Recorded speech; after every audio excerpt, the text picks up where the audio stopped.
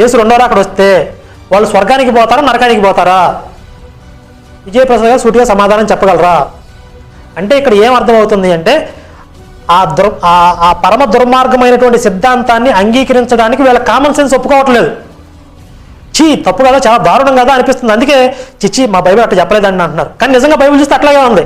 అంటే సభ్య సమాజం అంగీకరించలేనటువంటి దుర్మార్గమైనటువంటి సిద్ధాంతాలని బైబిల్ బోధిస్తుంది.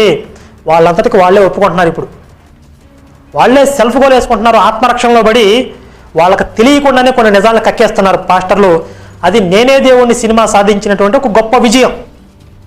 ఇకపోతే ఈ సినిమాలో ఆయన నేను యేసు రెండో రాకడ ఫెయిల్ అయ్యిందనే విషయాన్ని ప్రధానంగా ఎత్తి చూపించాను. ఈ విషయం మీద ఆయన మాట్లాడలేదు, ఎందుకంటే ఆయనకు తెలుసు మాట్లాడితే ఏం జరుగుతుందో. యేసు రెండో రాకడ ఫెయిల్యూర్ అనే సాక్ష్యాధారాలు బైబిల్లో చాలా బలంగా ఉన్నాయి. అల్ట్రాటెక్ సిమెంట్ అంత బలంగా ఉన్నాయి.